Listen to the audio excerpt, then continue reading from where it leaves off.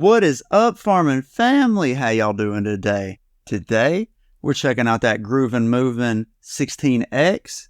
This is GRUVN's first attempt at a thermoform foamed edge unibody design paddle. You're going to hear me go over this. I also have a code for this. It's 10% off. It's Farmer Lanky. I will get a kickback from this if you use my code. Thought I should let you know that. But let's get into this review. I've got a lot of stuff to say about this paddle. The GRUVN MUVN is a unibody design paddle with thermoformed edges and foam along the edges. The paddle length is 16.5 inches. The face width is 7.375 inches. The handle length is 5.5 inches for two-hand backhands. The grip circumference is 4.125 inches. The average weight is 8 ounces. The paddle face is T700 raw carbon fiber. The paddle shape is elongated. The core thickness is 16 millimeter. All right, when it came to the power of this paddle, this is probably one of the softer thermoformed, unibody paddles that I've used. If I was going to put it in line somewhere, off the top of my head, I would probably say it's a little softer than the Filth, but not as soft as the R3 Pulsar. So I would put it probably in between, like in the middle of those two. In terms of control, this one is one of the more controllable thermoform Generation 2 paddles. I don't know why I keep saying thermoform, just say Gen 2. This is definitely one of the more controllable ones. When I pulled it out after going from the R3 Pulsar, I didn't notice a crazy difference. So there is a slight difference in terms of control. It'll be a little bit harder to control than that, but it'll be slightly easier than the Carbon 1X and the V7 and the Filth and them. It's just a little bit softer. Most of these paddles like this Generation 2, there's going to be slight differences. So in terms of control, I put this as a little less controllable as the Pulsar, a little more controllable than the Filth.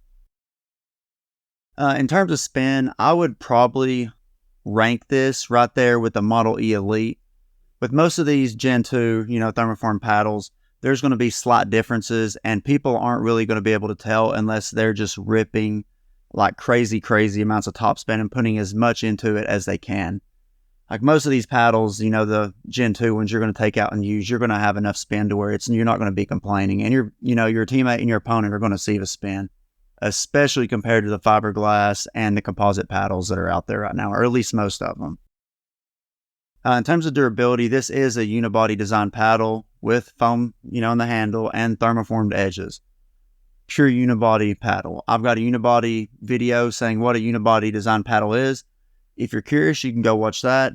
I try to snap a bunch of paddles over my knee and I look stupid doing it. But yeah, overall, this paddle, I don't see it breaking or snapping or anything like that. In terms of mobility, this is an elongated 16 millimeter paddle. I would probably put the swing weight up there with the V7, the R3 Pulsar. It's going to be within the range of all the other elongated paddles. There's not like a drastic amount of difference for me to tell in the swing weight. So I would probably put it right there with the R3 Pulsar. This definitely seems just like an R3 Pulsar with a little more power, to be honest with you.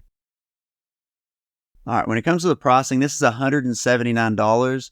This is getting up there at the higher end. This is probably the highest I would recommend price-wise to people when it comes to them spending their money.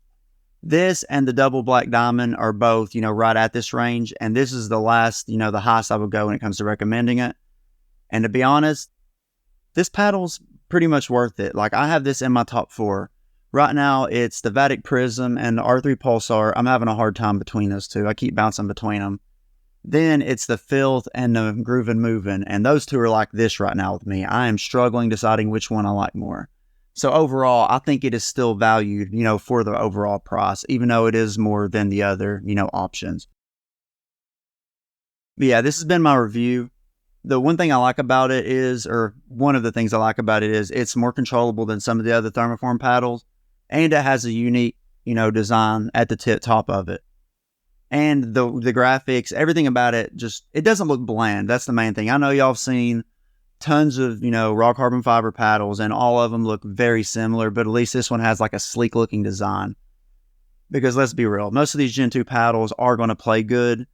And when you're playing good with a paddle, you don't want one that looks bland and crappy. So, but yeah, overall, this is definitely my top 4. I need to decide if it's going to be in my top 3 and if I need to keep it in my bag at all times.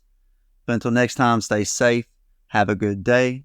Oh yeah, before I forget, some of these videos, the footage will be just of me because some people don't want to be recorded. And when I play against people that don't want to be recorded or are awkward about it, I will literally just record my side of the court. So if you see footage like that, just know that's what's happening. That's not going to be how all my videos are going forward. I'll have different angles from the back corner when I'm playing against people that I normally do.